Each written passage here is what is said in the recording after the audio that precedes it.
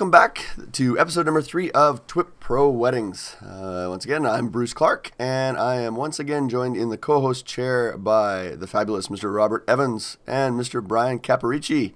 And this week, we've got our bow ties on because we have the man of 1,000 bow ties joining us, Mr. Jason Groupp. Welcome, guys. What's everybody been up to? Welcome. Morning, morning. Morning. Well, let's start with Jason. Jason, what have you been up to? Oh, it's been a little busy here in the in Santa's workshop. Getting ready for WPPI 2015. It's all hands on deck. Once we get through Photo Plus in New York, it's all hands on deck for WPPI in February, late February. Awesome, and that's going to be our topic today. We're going to be talking about WPPI and conferences and getting the most out of conferences. So we're really happy to have you on the show, Jason. This is going to be an exciting show, and we're going to really dig into some. We're going to grill you, get all the information, get all the poop and the scoop out of you. So, thank you, and thanks for having me. I'm thrilled to be here. Awesome, Mr. Robert Evans, what's up in your world? I've just been enjoying some nice time at home. Not traveling this much. So just doing the basic things that photographers do right before the holidays, dealing with the crazy clients and getting albums out the door, and just got a really nice 12 album order, so I'll take that. Nice. Well, I didn't just get it, I'm getting ready to deliver it, but just doing those things, emails and catch up and a little holiday marketing and prepping for booking season and just enjoying being home with the family. Right on. Excellent. There's nothing better than that feling of delivering those big orders right before the holidays. I can relate to that. Yeah. I've got a stack of them sitting next to me here that I got to get out the door to clients too. So, and Mr. Bryan Caparici coming to us this week all the way from sunny Florida. Woohoo! Yes, I'm on vacation right now, and for those of you that can see the video, I've brought my entire mic set up, and you should see my little podcast studio here in the little. I think this is actually like a makeup nook in the bedroom that I'm in, but I've sort of taken up the makeup counter with my podcast setup, and my laptop is actually resting on my daughter's building blocks to get it up higher. So you should see my portable setup; it's awesome. You need to do a behind the scenes. I totally should. Yeah. Yeah, no, that's me. It's we're getting into Christmas season. I've actually got I hired an employee about a month and a half ago, and she's now transitioning into full time at the studio, and so she's there managing things and keeping things going. And I was able to take 10 days away with the family, so it's wow. it's a nice little trip away. 10 days. Nice. Yeah. Nice. That's like 3 weeks in American standard. I know. Or Europe standard. It's good. I feel like leading up to the vacation, I was in New York twice, but it just seemed like it was this whirlwind from Photo Plus Expo, and then I was there for Fuji the week after that, and so it was a much needed vacation, that's for sure. Right on. Well, hey, we appreciate the dedication to TWiP Pro Weddings. Yes, Bruce. What about you? Well, if you can tell, my voice is a little raspy. I just got back. I primed the pumps in Vegas for you guys in preparation for WPPI. So I just got back from about 5 days in Vegas, just socializing. Nice. So, yeah, I know a really good buddy of mine who I met on a workshop in Italy that I went to with Kevin Kubota a number of years ago. We met this our crazy travel group that we met there, and all photographers with a wine problem, and just really hit it off. And he had a 50th birthday, so his wife organized a surprise party for him. And so we flew down to Vegas and surprised him for his 50th and hung out. Nice. And Very cool. You have to go to WPPI a few years, and then you go to Vegas. I don't know, Robert, if you've experienced this. You go to Vegas when it's not WPPI. It actually feels weird to be. It doesn't feel. It feels weird. Where's all the people I know? Yeah, where's all the people? Exactly. But don't worry, I left a bit of alcohol. There'll still be some there for February, March. Thank you. Don't worry. Thank you for that. I tried to clear it out, but awesome. Well, before we get into our main discussion this week, which is going to be talking about WPPI and the conferences coming up, is I want to cover usual regular segments. And first is our picks of the week. And Jason, maybe we surprised you with this one. If you don't have a pick, there's no problem. But each week we try to pick something that would benefit other wedding photographers to check out. It can be anything, as long as it's somehow related to photography or the business of photography. Where we can, we try to make a pick that relates to the topic we're going to talk about. So I know we kind of sprung it on you, so I'll give you a few minutes to think about a pick. But maybe I'll throw it over to Robert. Have you got a pick for us this week? Yeah, I was trying to think what my pick would be since, we don't have to, but trying to relate the pick to the topic of each week. And since we were talking about WPPI, and one of the things that I always think of going to Las Vegas is, all the kind of shoots that people do out there. And I've done it myself and gone out to the desert and the flats and done some shoots out there. So that's kind of like a fun thing to do when you're out there, is go do your own maybe little personal shoot and project. So my pick of the week is actually an app, and it's called the Magic Hour app. And it's a really cool app, and it basically tells you, no matter where you are, it kind of works like off the compass and tells you when sunrise and sunset is, and what the optimal magic hour light would be. I believe it's free. I couldn't figure out how to do that. I downloaded it, so it's on my phone. I'm like, did I pay for this? I don't remember. And you can't go back and look if you own it. So anyway, I think it is free and was free. But it's a great little tool for photographers. You always know when you have the great light. Nice. Excellent. That is a good app. I know that app too. It's a good one.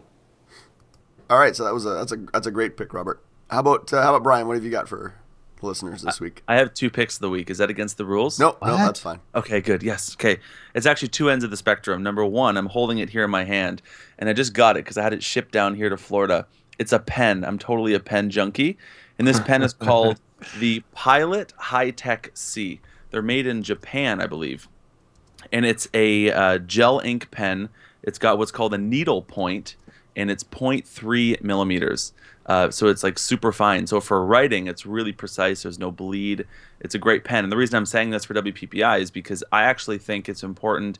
I mean, we love technology and we use iPads and all these things, and that's actually my next pick. But I think there's a lot of merit in actually writing things down.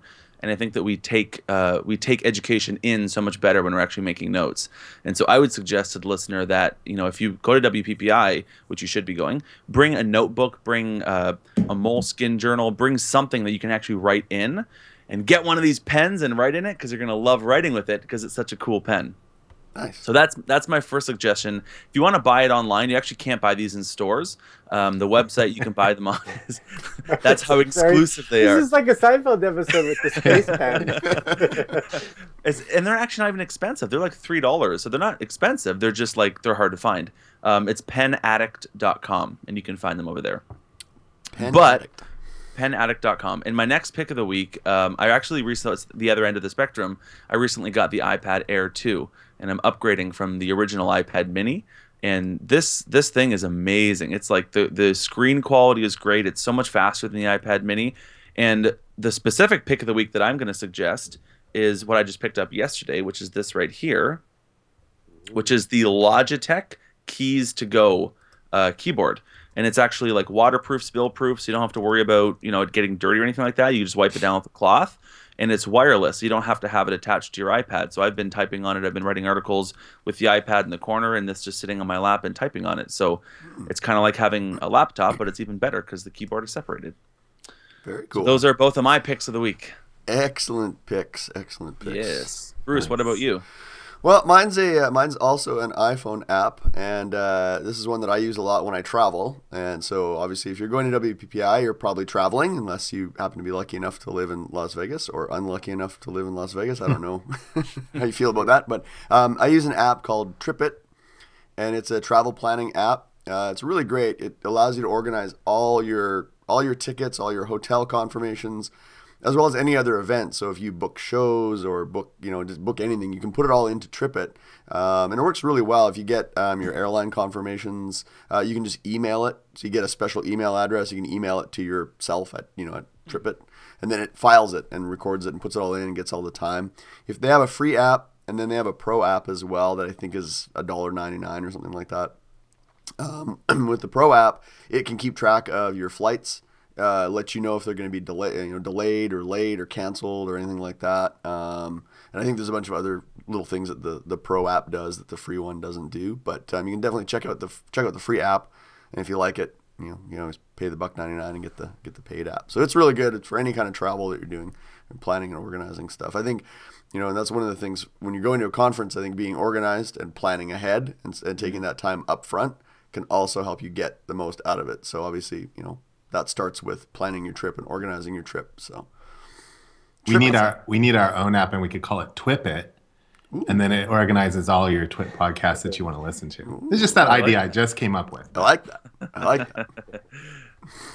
Excellent. So now, Jason, have we given you enough time for a pick? Well, when you first said pick, I thought you meant picture. Oh. So I didn't pick. But you know what? I have a pick that I think everyone should think about is a good backpack. Ah. Everybody should have a good backpack. And I noticed I love the in-case backpacks. And the reason I like them is they're really well built, and this time of year is the time to buy their cases, because they usually run like 50% off sale. So I just bought that same backpack because it was starting to show some wear for 50% off. So for $100 I bought that backpack, and that thing's traveled the world with me. So what was the name of the company again? Incase, INCASE. Yeah. Cool. And taking a thing off of what Bryan was saying, writing with a pen is not something we do very often. So someone had just given me a nice pen. Oh, nice. And I write with this all the time, and it makes you feel special when you're writing with it. So I definitely can agree with that, with a good pen. Awesome. There's something special about actually just as a side tangent, something nice about actually just writing it down, right, and seeing it like literally and physically materialize in front of you. I feel like it's like a lost art these days, it seems. When I write with a pen, I feel like a doctor. I look down at the paper and I'm like, what does that say? I'm the same way. My handwriting is so horrible, it's deteriorated to the point where I can't recognize it at all. Awesome, great picks, guys. And again, we'll have links to all of the picks that we made this week in the show notes for this episode, so you can head on over there and check it out. All right, next up is our listener questions segment, and each week we choose a listener question to answer on the show. And now we haven't launched the show officially yet. We're kind of pre-recording some of these before we launch them. So I found a question online that I thought would be a really good question to answer. I'm sure probably all of us have maybe dealt with this. Hopefully we haven't had to deal with this, but maybe we have. And this question was from a lady named Maddie. And her question was, has anyone ever had a second photographer not show up at all to a wedding? And if that happens, how do you deal with it on the client side? Do you offer a partial refund? How does this need to be worded in a contract? So obviously she hired a second shooter, and the second shooter no-showed on her, which is no bueno. But how would you handle it? Let's start with Jason, since we had Jason on the show this week. Have you ever encountered it or heard of that kind of a situation? Let's see. I mean, I have had second shooters bail on me last minute, but I've always been able to replace that shooter, last minute. Unfortunately, I've been very lucky with the people that I've worked with that, kind of acted like professionals, and what I try and do is not get too far I mean, I've always worked with, my studio manager's always been my second shooter.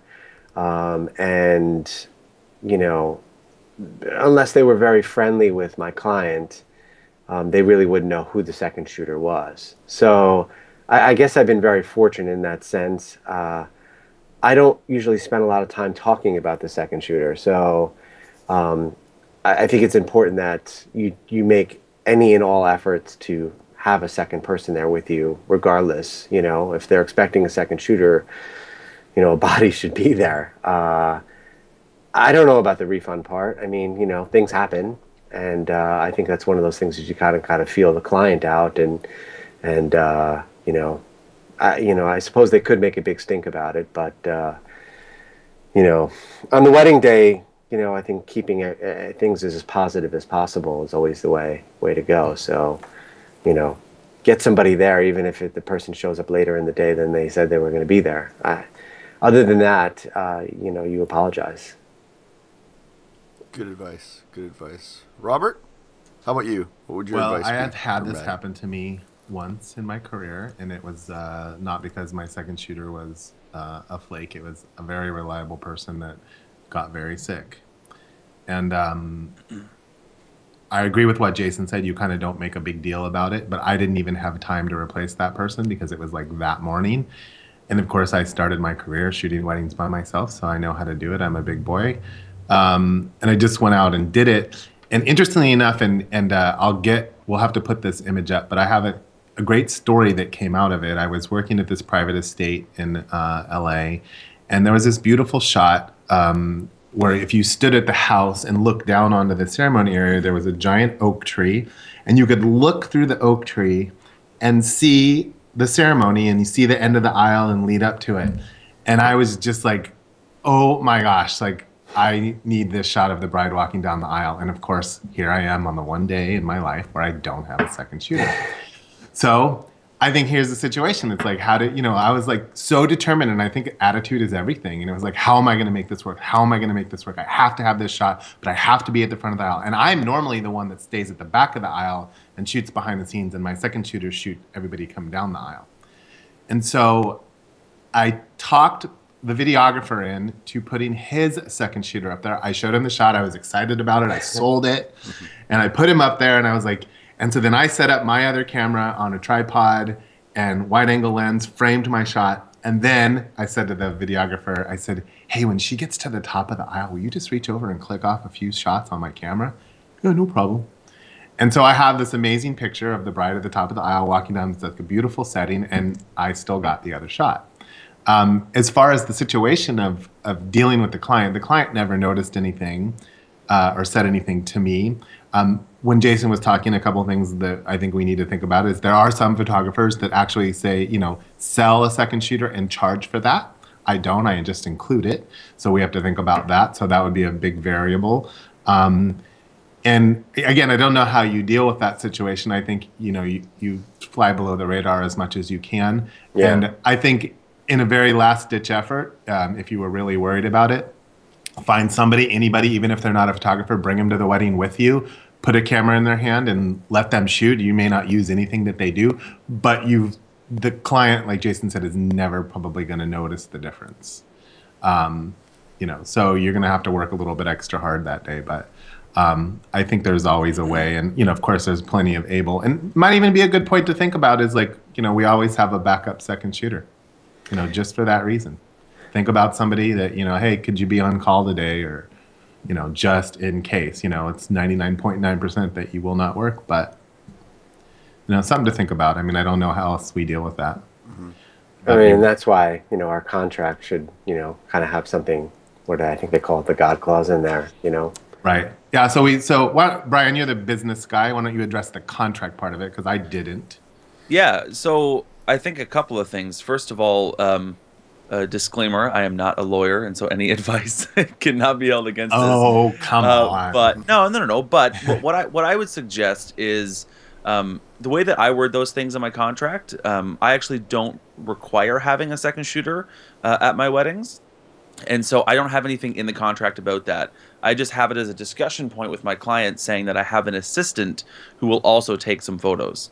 But that's just a verbal discussion that I have with my client and not necessarily something that I draw into the contract. If in the case that it is drawn into the contract, you have to treat it as such. And it's like, if you were sick for the wedding, like, you would do everything in your best power to find a replacement for yourself. And that's because you have a contract with the couple and an obligation to the couple. And I think that if you're having a second shooter there and you're promising that to the couple, I really think that you should be holding yourself to the same standard that you'd be holding yourself to if you weren't able to make the wedding. Absolutely. And so there's a couple of things with that. Number one, I think there's a lot that we can do to avoid this kind of situation. I think first of all, the one thing that you shouldn't do is go to Facebook and make a post saying, help, I need a second shooter. My shooter canceled on me last minute. Because that's the worst thing. I see that all the time. And it's like, that is so unprofessional. But so I would definitely say don't do that. But I think that there's a lot of merit and value in if you're going to offer a second shooter and put the importance in having a second shooter as something is as crucial as having it in your contract, then you should be having a consistent second shooter. It should be someone that you trust, that you know, that you have all the time. You're not just pulling from a pool of random photographers that are free that day. And so I think when you have that kind of relationship with a second shooter, then you're less likely to run into this kind of situation. I understand that things will always happen, like Robert, what you talked about. Something happens, but if it's someone that you trust, that you know, that you like, that's sort of part of your business, then they're gonna be more reliable to you, and they're gonna be more accountable to you. And so I think that there's things like that we can do to avoid that kind of situation in the first place. But I really do think that even if you've taken all the measures and you've done everything right and something still happens, I agree with Jason in that, like, don't make a big deal about this on the wedding day. Like, we talked about this in the last episode with the DJ, with the photographer at the wedding and stuff. The last thing you should do is make a big deal about things to your bride. Like, I would be as discreet about it as possible. At the same time, I don't think it's something that should be ignored, because what happens if the client's not happy with their photos and all of a sudden they use that as ammunition? And they're like, well, you didn't have a second shooter at our wedding like you promised us. And so it's like that could snowball into a bad situation as well. So again, if all these things happened, I would still try and scramble to get somebody there to help, even if it's just assisting, just having somebody there so that they can't hold that over you. But again, that's contractually speaking. I don't know how that would be set up. I'd consult a lawyer on that one. Yeah, adding to that, I know that I belong to, although I haven't been on them frequently, is, you could start a Facebook group, emergency shooters. That's a private group, so that when you do have somebody Totally. and I know that I've helped out some other photographers over the years, so karma is a boomerang, right? Yeah. So, Well, and actually, that's a really good point. I mean, personally, I'm the chair of our branch of professional photographers of Canada, and that's one of the biggest, not, I wouldn't say benefit, because it's not like it's this intrinsic thing that you get, right? But it's by having a community of photographers that you have good relationships with. Like, this is one of the biggest reasons why we should be networking locally, and we should be having friends that are photographers locally, because if something like this happens, I've done it for some of our members. A member would call me on a Saturday morning and say, something happened and my second shooter didn't show up, or I'm sick or whatever, and I'll put out some calls because I have a relationship with that photographer and I sort of have their back because of that. And so if you've made an effort to be friendly in your local market and to build relationships and to network and even to get involved with associations like PPOC or PPA or WPPI or any of these things where you can have a local physical community of photographers in your area, I think that's only for everyone's benefit. Agreed. Yeah, we had. I mean, our second shooter, so we're a husband-wife team. My wife second shoots with me, and we ran into that this year. She was diagnosed right in the middle of wedding season. She was diagnosed with breast cancer, right smack dab in the middle of wedding season. And now, fortunately, just the way treatments and everything landed, she was able to cover and work through most of the season. But there was about 3 or 4 weddings where she just wasn't up to it. And it was such a great help having friends, that I knew that I could rely on. It took a bit of doing because it was, right in the middle of busy season. A lot of the, other photographers had their own weddings booked already. So, but it was great. I have a good network of photography friends here where I live, and they were able to, step in and second shoot. We could have a whole episode probably just talking about finding good second shooters and how you use your second shooters and that. But I know it was a big asset, is just networking and getting to know other photographers, right? Because yeah, it happens, so. Right. Can I actually interject with one more thought about that? And it's not that I want to get onto the rant of pricing, because I don't want to go there too much. But a lot of photographers that, like I'm the same way. My wife comes with me to all my weddings. And so a lot of the times, photographers that are in that kind of situation, they don't factor in the price for that other person in their packages for their clients, because it's, my wife doesn't charge me for her time on that, right? In other ways, but you're always gonna pay. Yeah. Well, yeah, you're always going to pay. But it's the idea of what happens if that happens, or even like Bruce in your situation where your wife can't come, and all of a sudden now you've got to hire a second shooter to come that you're then paying because of that. And so I do think that even if you are in the situation where you've got someone sort of internal or a family member or a friend or whatever that's there with you to the weddings, I think that we should still be leaving a bit of room in the budget or room in the price that we charge our clients to pay for that kind of thing. Because in that kind of emergency, Otherwise, where's that $500 coming from? It's going to come out of your pocket, out of your bottom line. And so I think if we're making room for that in our prices, which we should be, then it'll open up that much more opportunity, because there's a big difference in flocking to like a Facebook group or making a phone call or whatever and trying to get someone to come out and shoot it for free versus saying, hey, I've got a budget of $500 for my second shooter who's available to second shoot for the wedding on Saturday. Big difference in that. And so I think the latter you'll have much more success with that situation. And quickly, just addressing the contract issue, we can move on. But you could leave it out of the contract. I think you mentioned that, Brian. And then just specifically how I do it, I have what I call Robert Evans Studios signature service, which you get with every package that includes, up to 10 hours, 2 photographers. That's how. But there's nothing in my contract that makes me contractually, So if I were to be taken to court, yes, it's in my signature service. But, and again, under the circumstances, Jane got sick that day, and I was between a rock and a hard place. I don't think a judge or someone's going to, stick it to you. Well, and so if you wanted to do that, actually, a really good way, and not around that, because it's not about that, but it's just to cover your butt, is you could have second shooter / assistant, and then in brackets, when needed. And so that way you could just say, listen, I made the decision that I didn't need to have a second shooter that day because there wasn't enough people, or it was a small enough wedding, or whatever the situation was. And that way you've just got your butt covered in that kind of situation. Right. Awesome. All great suggestions. And I think there's some good fodder in there for a future show on all about seconds and assistants and working with assistants. All right, so let's we want to really dig into the meaty topic today, and which is really we've got Jason here, so we want to really take this opportunity to sort of grill him and find out about what is WPPI and all that good stuff. So for those who maybe aren't familiar with Jason, and come on, everybody's got to know who Jason is, right? He's the man of 1,000 bow ties. But for those who aren't, Jason, maybe just give us the brief introduction of kind of who you are and what got you to the point where you are today. It's like a Talking Heads fitness song. So I was a wedding photographer for the last 25 years. I'm not doing a ton of shooting these days, although it's funny, I've been trying to find some ways to get back into doing a little more shooting because I'm really missing it recently. After taking a year off after 25 years doesn't really seem like anything. Then a couple years out now, I'm kind of like that creative outlet is something that I've been looking for. So, but I've been a wedding photographer for the last 25 years. I have my own studio in Chelsea in New York City for the last 15 years, shooting as my own studio.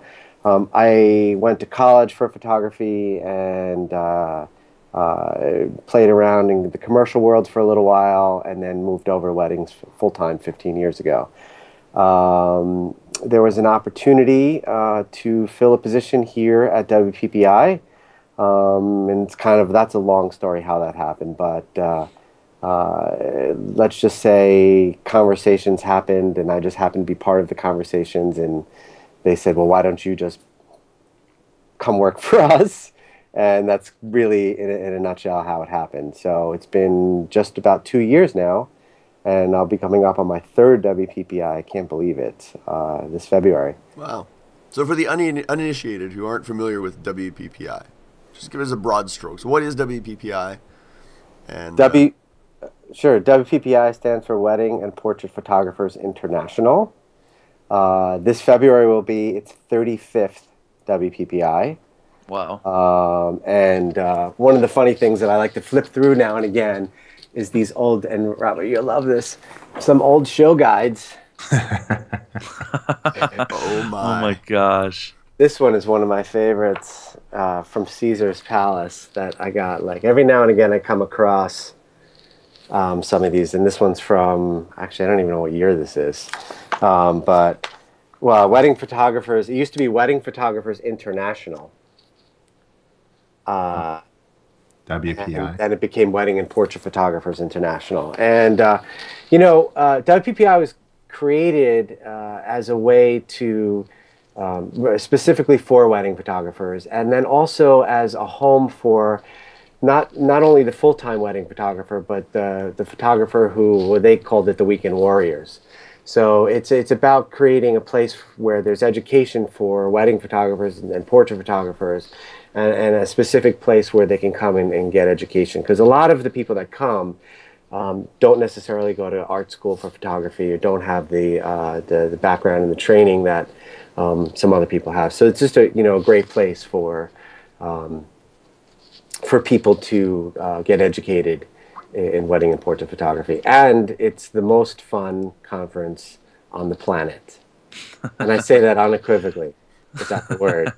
It's the most fun week. We call it the best week of your life, because you come there and I came to my first WPPI over 10 years ago. And I think if you come, making your first trip to WPPI is always a really big decision. Like, oh my God, I'm going to buy that airplane ticket. And, making that jump that first time and saying to yourself, I'm going to go and just check this out. But you come, you make some of the best friends, some of my best friends in the world I've made at WPPI. People come and they meet their spouses there. And it's just a really, really fun week, and something that I've enjoyed every week, every year, so much that I'm not working for them. Wow. So, but it's been an interesting transition for me going from photographer, and I've talked about this before. Interesting transition going from my studio, working for myself, to working in an office space and kind of working in that atmosphere. But it's been great. Awesome. You say find your spouse there, Jason. So just as a funny story, like I told you, or those that don't know, I've been going to WPPI for probably 25 years, 24 years. I don't remember the very first one I went to. But back then, unlike those brochures, it was about 5,000 guys. And, I was young then, and I was like, oh my gosh, it would be awesome to find, a girl that loved photography. We could do this together. And of course, nothing. It was just a bunch of dudes, and then of course today, what's the totals, like 20,000? Who comes? Yeah, it goes between 16, 17 to 20,000. Yeah. Wow. Yeah, and all girls, more or less. No. Yeah.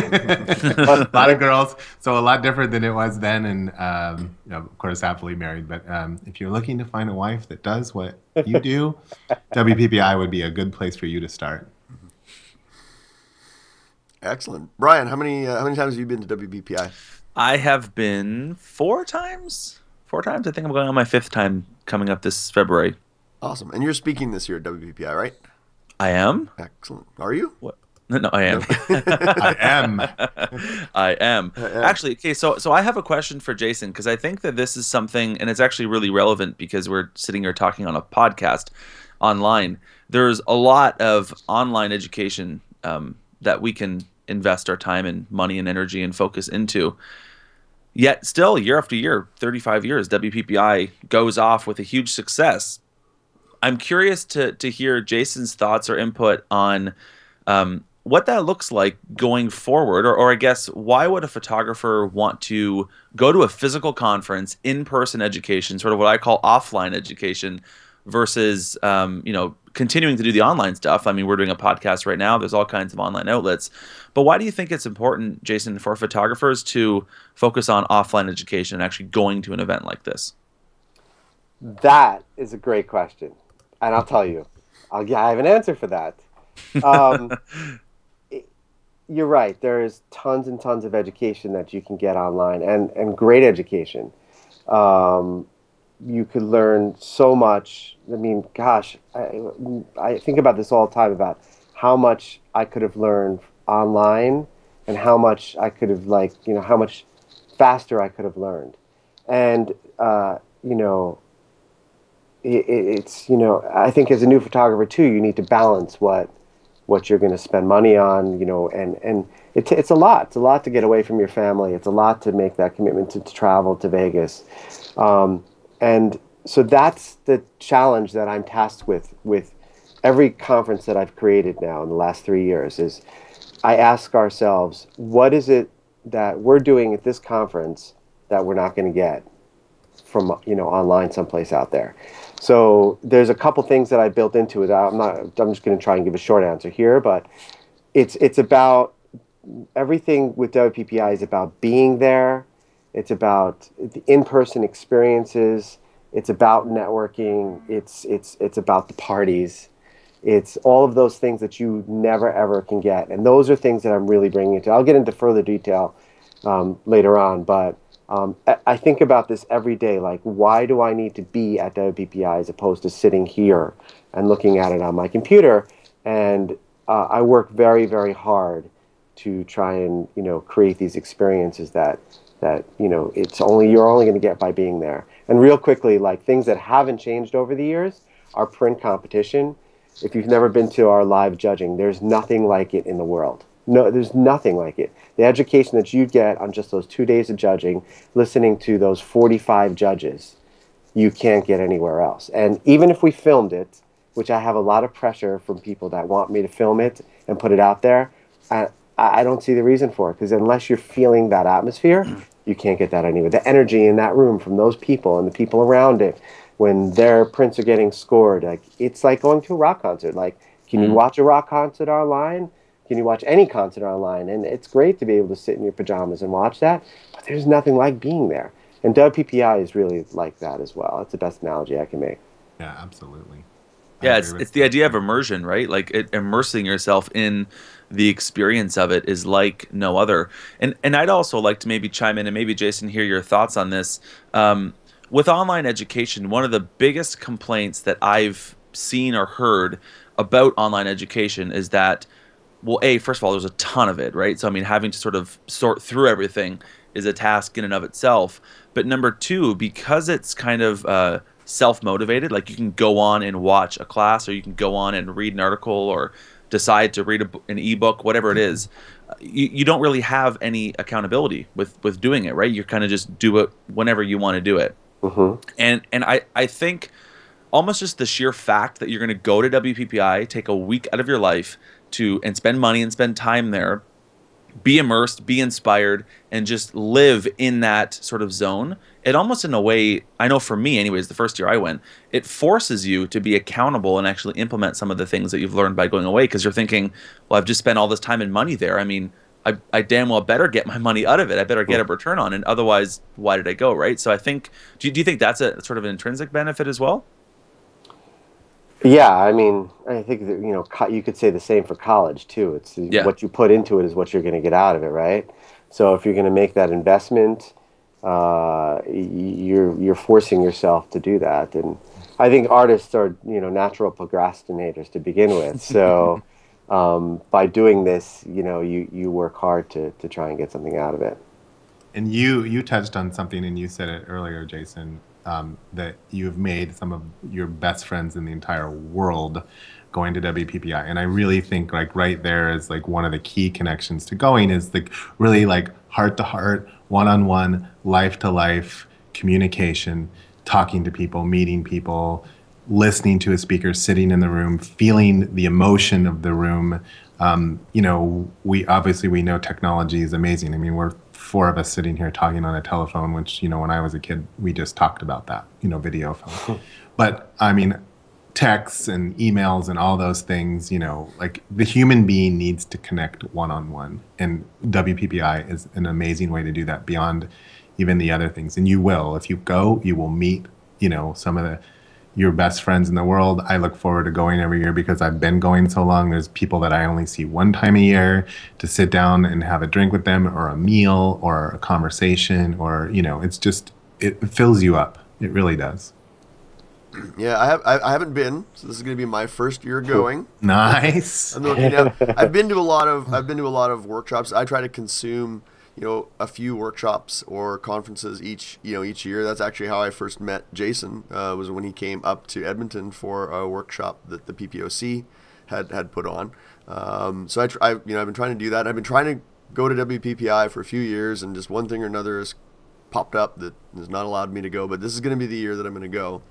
So for somebody who's maybe new, who hasn't been to 25 WPPIs like Robert, what would you give us the highlight reel of what's the show about and how's it structured? And okay, should I talk about classes specifically or survival guide? WPPI? Let's Where do you want me to start? Let's start with let's actually just start with the calendar. Like, what's actually going on? So the dates are February the 26th to March 5th. Correct. Okay, so what's going on during that time? Because that seems like it's a long time. It is. It's a week-long conference, and WPPI is owned by a company that does 40 different trade shows as well, and WPPI is one of the longest out of the bunch of them, and it's the biggest conference out of our trade shows as well. So starting on Thursday. And starting on Thursday morning, we have what we call plus classes. And the plus classes, I changed them up a little bit this year. Used to be 2 days, a day in the classroom and a day out on location. But what I discovered is that, doing a day in the classroom was great, but there's lots of classroom atmospheres that they could get during the week. So what I did was I wanted to make it 1 day, and I really wanted to lower the price of the plus classes. So there are now 1 day programs that start, and there's 10 on. There's 5 on Thursday and there's 5 on Friday. They're 1 day programs for $199 for members, and I'm just looking up the prices now because the plus classes. They're $149 for members and $199 for non-members, and it's a full day program, a few hours in the classroom, and then they're going to go out and shoot for the rest of the afternoon. So it's a little bit more of an intensive day to a small classroom setting, only 25 people. That starts on Thursday and Friday. Who are some of the people that you've got teaching those classes? So we have Rocco and Ryan, Rocco Ancora, Ryan Shembri. This is my Bible. We have Parker Pfister, which I think is going to be amazing. Pete Wright, who's a lighting genius. Kelly Brown, and Bambi Cantrell, who's the queen of WPPI. Nick Gionis, somebody's brother, and Jerry's brother. Lindsay Adler, and then we have one more that we're going to do as well. So they're going to be really great classes, and you can see them online. So that's Thursday and Friday. Okay. Starting on Saturday morning, the print competition judging starts, and that runs Saturday and Sunday. That's 2 full days. We start at like 8:30 in the morning, and we run till 5 o'clock at night. And also on Saturday is what we're doing, what we call the university, which that code will probably be expired, so I'm not even going to say what it is. Okay. Anyway, you can get a free pass to the university.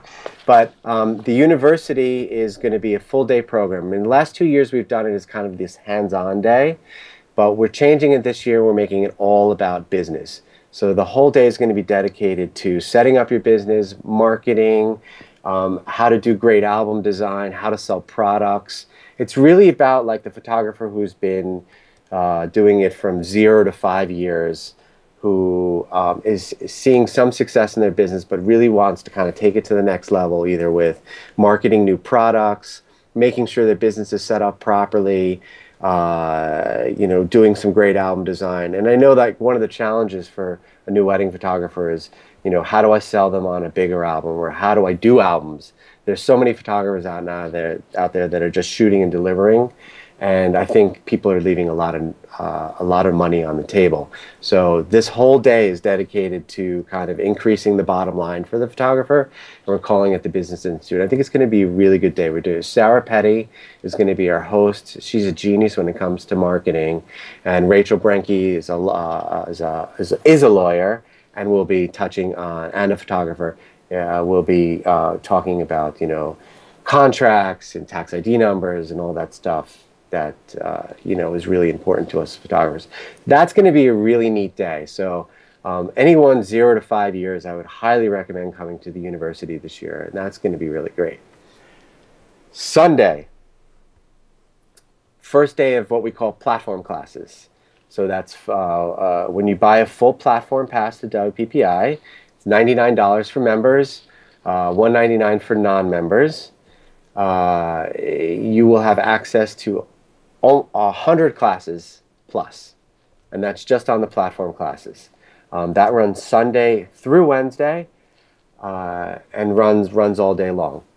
We also have what we call master classes. Master classes are small classes, 50 people max, and they're 2 hours long. Platform classes are 90 minutes. These are meant to be small group intensives where it's a 2-hour program, lots of interaction between the teacher and the attendees, and where people can really get into it. They also run on Sunday as well. So Sunday is master classes, platform classes. Finally, Monday morning the trade show opens. So, and I don't think people really understand this too, is there's a platform and master classes that open early in the morning on Monday morning, and then the trade show opens at 10 o'clock on Monday morning, runs all day, and then there's more platform classes after the trade show closes. So that's a full day in of itself. Monday, Tuesday, Wednesday, platform classes, master classes. Wednesday night is our award ceremony, and then on Thursday we're closing out this year with Photo Ignite, and Kevin Kubota always does that every year, and that's a really, really, really, really fun program. And if you don't know anything about it, I believe you can go to photoignite.com. I'll get you guys the URL on that, but you can go see some of the old videos with myself included. I think, Robert, you did it as well one year, Photo Ignite? I haven't done Ignite. Oh, okay. I think you should do it. So it's a 5-minute program that you create, and you send them 20 slides that change every 20 seconds. So for 5 minutes, the slides change, and you've got to do this program. It's a script that you do with education about photography, and they're really fun to watch because the photographer trips up, and you're kind of there, like it's intense, and it's a lot of fun to watch. So we close out on Thursday with that. And then just real quick, we have parties almost every night. So Saturday night we're doing a party with Jerry, and it's going to be called Almost Famous, where you can submit a audition video if any of you guys play instruments or what have you, where it's going to be kind of like a battle of the bands type thing, where Jerry's going to host and people are going to come in and play with their bands, and then it's also an audition where we're going to play your photography in the background. So bands, photography, fun, dancing. It should be a fun night. Sunday nights are opening night party at Hakkasan, which is the hottest nightclub in the world, according to them. It's in the MGM, and it's a really, really cool nightclub that only opened up 2 years ago. And we did our first opening night party this year. And it's a really great party. Last year was just this really great party. The only suggestion there, got to get there early, because when we hit our limit for people, that's it. Nobody else gets in. So you got to get there early and to make sure you get in. Monday night is our pool. No, Monday night, Joe McNally is doing our keynote, which should be amazing. Tuesday night's our pool party. Wednesday night's our award ceremony. There you have it. There's WPPI, 7 days. Holy smokes. Yeah. And when do you factor in sleep? Does that come Sleep. Friday? You There's don't. no Friday. sleep. That's Friday. There's no sleep. I had 1 year at WPPI. I slept 12 hours and 4 days. Try doing it for 10 days. That's me. Yeah. Man, I just came back from 5 days in Vegas, and I'm exhausted. I'm Yeah. going to have to get it. There should be like training. You should have like boot camp where you have training before, like the week beforehand, you'd have like boot camp where you can get in shape. Well, WPPI tip that'll save you a ton of money. When you first get there, take a cab, whatever, if you're there, run to the store, get yourself a ton of water, keep it in your room so you're not paying $7 for a bottle of water, and drink lots of water. Yeah. That, and get yourself some snacks to eat during the week, because it's expensive to eat at the food court, and get breakfast every morning and stuff like that. And I also suggest do a web search for WPPI Survival Guide, and you'll come up with tons of people who have created their own blog posts. We'll do one again this year. I always do one. And yeah, it's prepare, because it's a long week and you want to make sure that you get your education in as well. And it can be really overwhelming the first year. Do you guys have an app yet for it? We will have an app. We're working on it now. Yeah, the app is great. Yeah. Super helpful. I've seen those at other trade shows, and it's very helpful to keep track of. Yeah. Good. So you don't have to be a member of WPPI to attend. This is open to anybody, member or non-member. But if you are a member, you obviously, there's some savings there, right? Yes. One of the big changes we did do this year is we have had, when you signed up for WPPI, you would automatically get a free guest pass. And with our registration process, we found that it was just really confusing for everybody. So what we decided to do was to lower the price down, because last year was $199, so we brought it down to $99 and discontinued the free guest pass. So as a member, I'm getting called into a meeting over here. They're like standing at my window over here. Getting rid of the free guest pass and lowering the price down, we decided it would be a much easier way for registration. And there's lots of benefits that come to being a WPPI member. One is you get discounts to all of our contests and competitions. So if you enter in our print competition or first and second half competitions, you get rangefinder and photo district news, which is part of our group. You get discounts to our conferences across the board with the WPPI conference. There's discounts on all the master classes, the plus classes, everything, as well as Photo Plus in New York City if you want to come to that. And then we have some other contests as well that you get discounts for. And I've done some, kind of research on this. If you enter a couple of prints into our print competition, or enter our top knots with rangefinder, or the PDN wedding contest, a couple of those come to WPPI. The membership for $125 will pay for itself. And I'm also working on some other benefits to WPPI, like maybe some special lines and stuff like that. So there's lots of different benefits for. Hang on one second, guys. Yep. And while he's doing that, like one thing he mentioned, Rangefinder, best photography magazine, best content. Rangefinder is an amazing magazine. I get so excited, wait for it to hit my mailbox. And I know it's online now as well, but love Rangefinder. It just each month there's different topics. They feature different genres of photography. Right around WPPI, of course, there'll be a wedding issue that comes out. But it's such a great magazine. I mean, I know that would be a lot for a magazine subscription, but worth the $125 just for the magazine. Awesome. Yeah.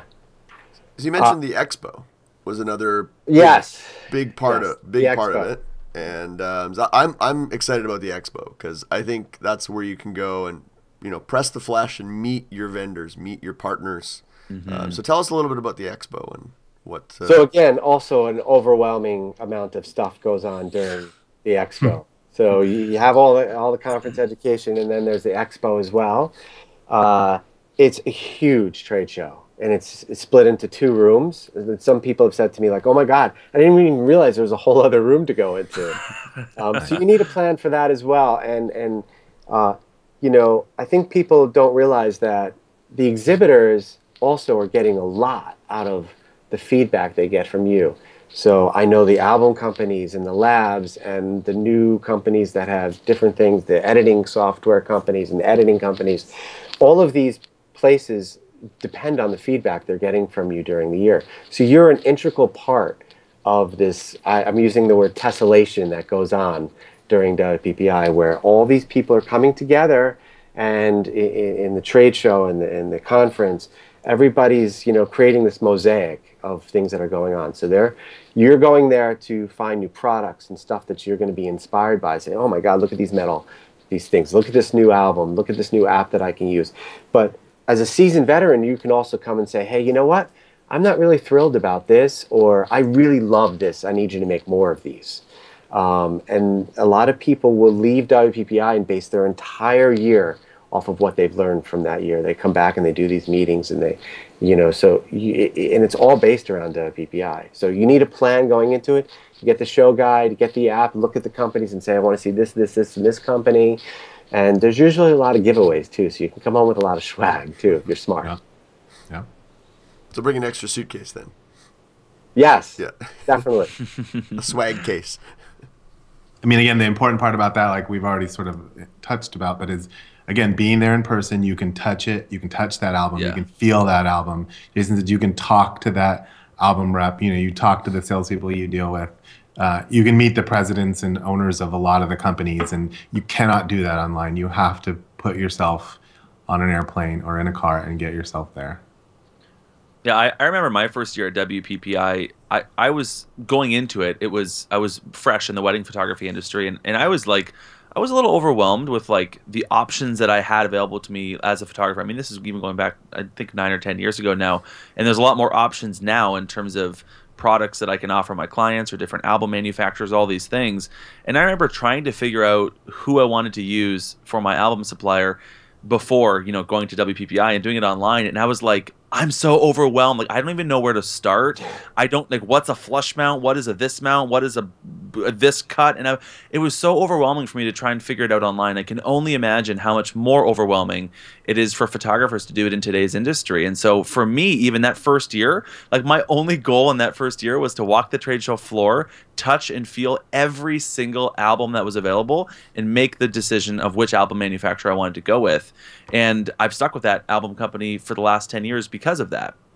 And I think the importance of actually being there, Jason, like you're saying, Robert, like you're saying, is just talking with the people, but also then just like actually seeing like what the options are. Like when you look at a website or a product page on a supplier's price list, it's hard to be like, well, what is like a flush mount from a float mount from a standout mount? Like, what does that mean?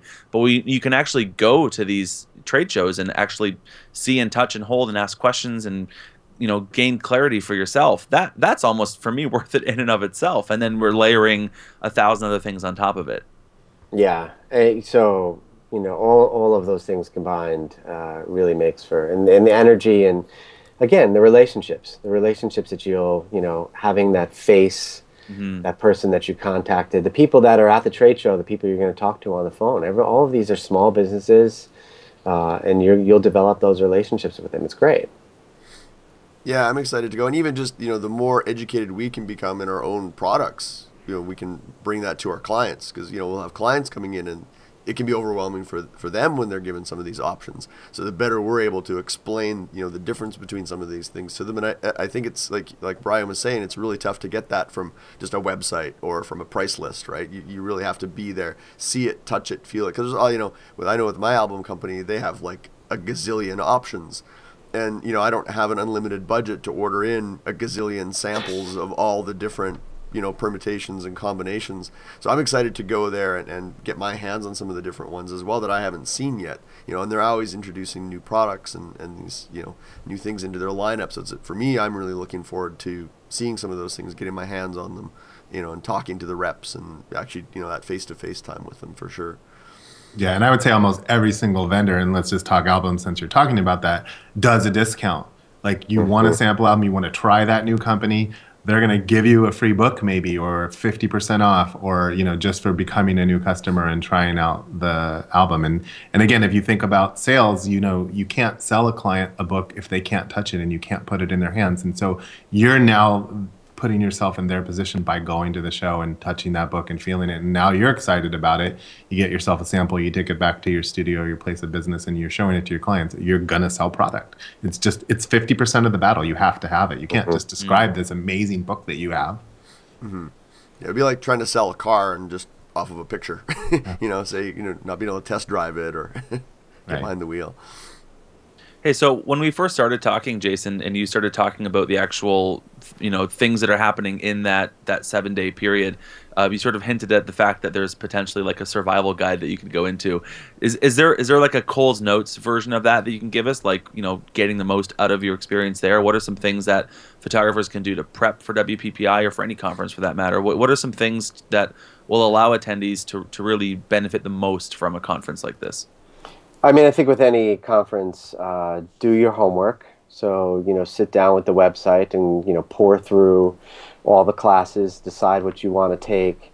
It takes a little while to get through our registration process, so it's not something that's going to take you 3 minutes to do. You need a good 10 minutes to get through the entire registration process. But before you go into doing that, look at our class schedule and, jot down some notes. Understand what the different classes are. Plus classes, master classes, the university and plus class and master class and platform classes. Platforms are our biggest program and comes with, your full platform pass, and that's kind of where you're starting from. So you want to buy a full platform pass, you get those classes. And one quick note is that you can, what we do call pre-board for 5 of those classes during those platform classes. And what that does is it gives you, when we print out your registration ticket, you'll get tickets to get into that class, and there's a separate line for that. So you're almost guaranteed to get into that program, because some of them do fill up, but generally you can get into any of the platform classes. And then decide if you want to add on a master class or a plus class or the university. So you need a plan with that. That's the first thing. So it's a lot. There's 200 classes. There's 250 speakers. And you know what? I'm completely forgetting that we added photo walks this year. So on top of everything else, I mean, yeah. So the biggest thing that we're doing this year is our photo walks. We're doing 50 photo walks, or what we're calling photo walks, shootouts, whatever you want to call them.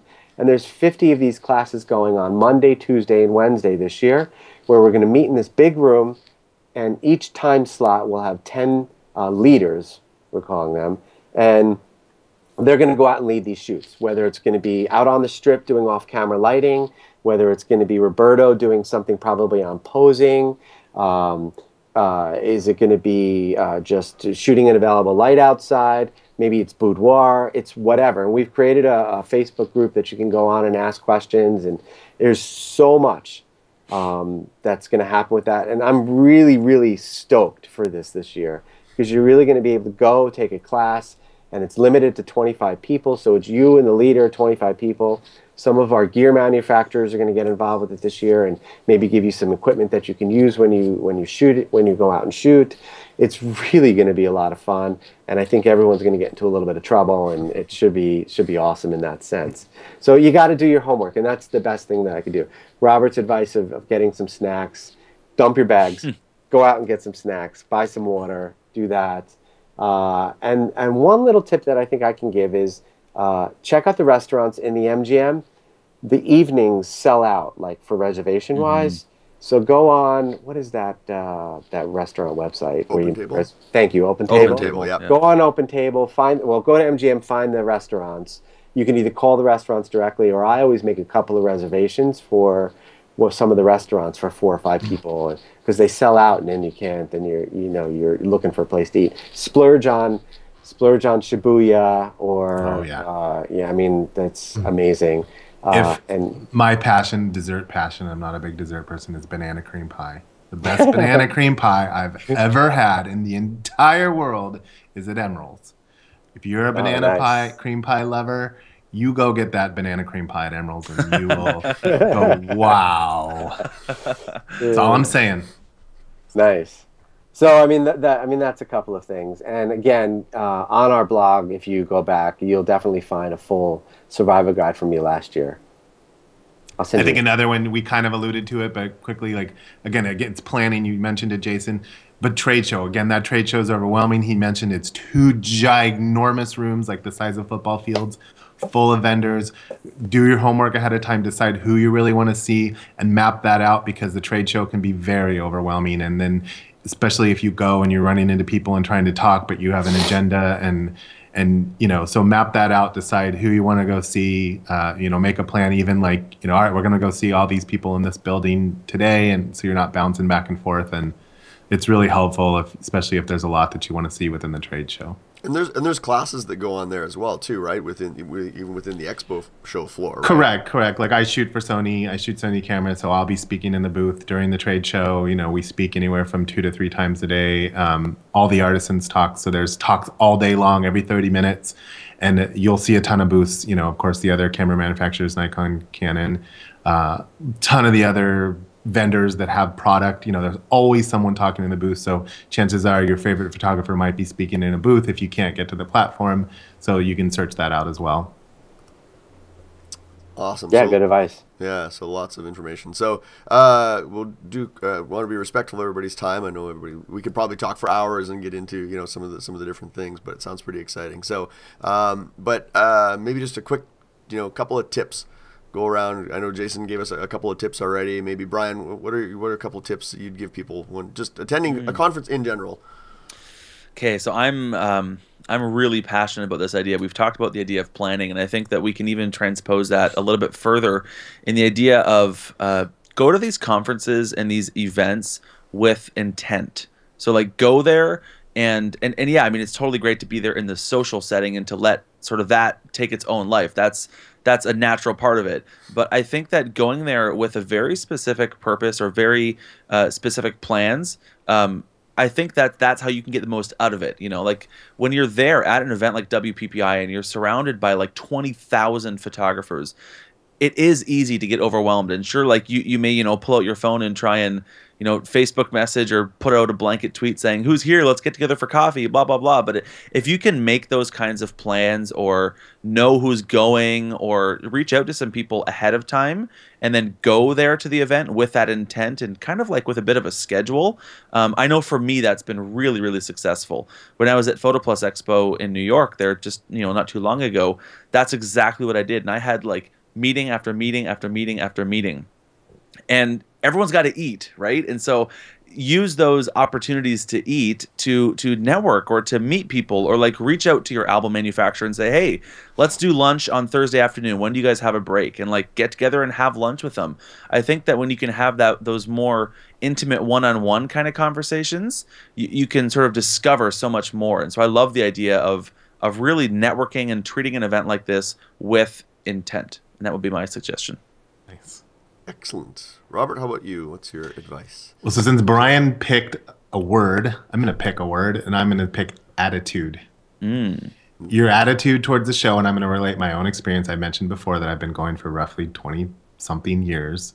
And I remember being a young, arrogant photographer, and it's really not my personality. But I won't even say I was arrogant, but I do remember sitting in the back of a room listening to a speaker and judging their work or their images and really not gaining anything from it. And really realized like, wow, you need to change your attitude. And even if I didn't necessarily agree or like the work or it was different, there was always, always, always one thing I could glean from that person that I could walk away with. So even if it's that, of course, you have the option. If you're not satisfied with the class, you're more than welcome to get up and leave. But, you don't have to badmouth that person, especially via Twitter or any of those things now that we can do. Just go find a different class or challenge yourself and sit there and find the diamond in the rough and find that one piece of advice that you could come back and add to your repertoire or what you do in your studio. And when I changed my attitude, I really found I got a lot more out of a conference and speakers and things like that. So that's my attitude. Good advice. It's a great suggestion. Excellent. Really good. Yeah, I like that. I really like Bruce, that. how about you? Boy, well, I haven't been to WPPI before, but I've been to other conferences, and I've talked to other people who've been to WPPI, and sometimes they've gone, and maybe they don't know anybody. Maybe it's their first time going, and they like you say, they can feel a little bit overwhelmed.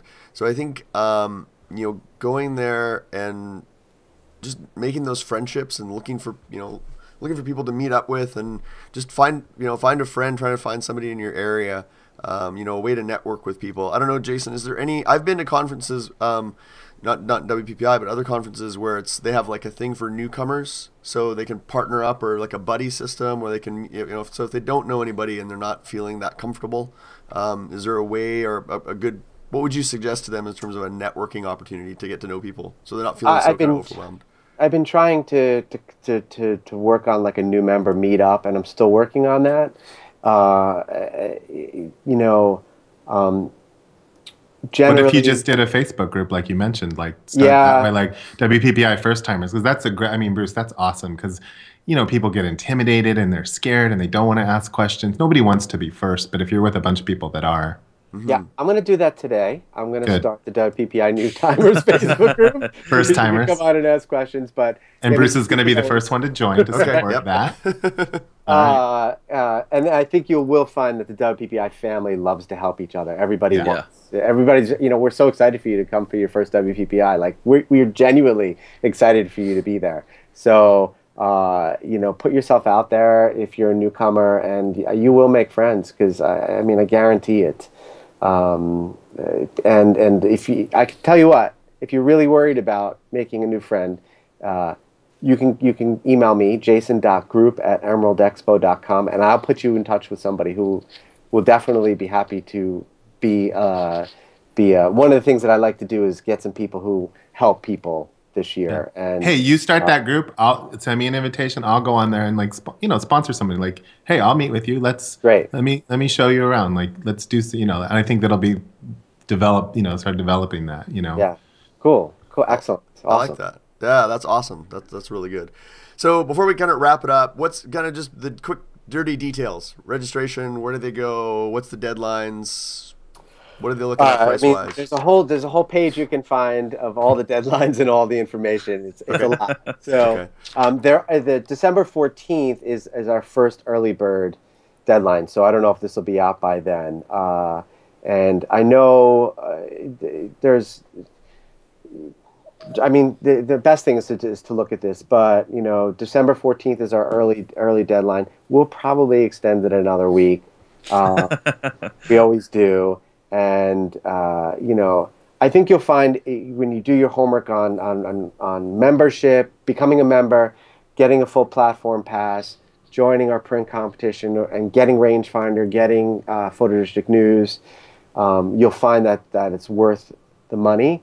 I think you'll also find for the amount of education that you're going to get, there's no place else that you can get this much education. And every speaker that you'll find that's out there, you're going to find is going to be at WPPI. So you can WPPIonline.com. On the right side, you'll see all that information. Excellent. We'll put links to all this stuff in the show notes for this episode, and people can go check that out. So I guess that brings us to the end. Again, we probably could have go on and for hours. It's so much we could talk about around this topic, but we really appreciate Jason coming on the show this week. And so to wrap up, where can everybody find you if they want to find you online, social media, those kind of places? Where's the best places to find you? WPPIonline.com. That's our website. You can get everything there. I did mention our print competition website is WPPIawards.com. Our Twitter is at RFWPPI, so Rangefinder and WPPI share that together. Our Facebook page is WPPI something online. Or other. Yeah, it's WPPI Online, so Facebook.com/WPPI Online. What else? I think that's it. Awesome. Right? Yeah. Excellent. Again, we'll put all those links in the show notes so people can check it out. Perfect. All right. Bryan, where can people find you guys? In Florida. In Florida? Yeah.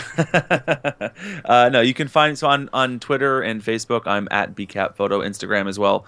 If you want to find us, sproutingphotographer.com is where I write educational articles for photographers about the business of being creative. sproutingphotographer.com. Awesome. And Mr. Robert Evans. You can find my website at robertevans.com. Twitter is at robertevans.com. Instagram is at robertevans. I should say Twitter is just at Robert Evans. And then Google Plus is plus Robert Evans 101, since somebody unfortunately took that. But and I will be at WPPI in the Sony booth. So you want to come visit me, say hi, say, I heard you on TWiP. I'll give you a high five. And excited. Same for me. I'm looking forward to meeting the listeners, and then when we get there, and actually WPPI will be the first time that Bryan and Bruce and I will all be in one place. Yes. Nice. So that'll be exciting as well. Looking forward to that. And if you're looking for me, you can find me. My website is momentsindigital.com, or if you're looking on the Twitters and the Instagrams, it's at Bruce Clark with an E. Well, that brings us to another fantastic episode of TWiP Pro Weddings. Be sure to head on over to the website at thisweekinphoto.com. That's where you're going to find a link to everything we talked about, on the show here today. And all the links and all that good stuff, you'll find it on there. So, thanks again for listening to TWiP Pro Weddings, raising the bar one wedding at a time.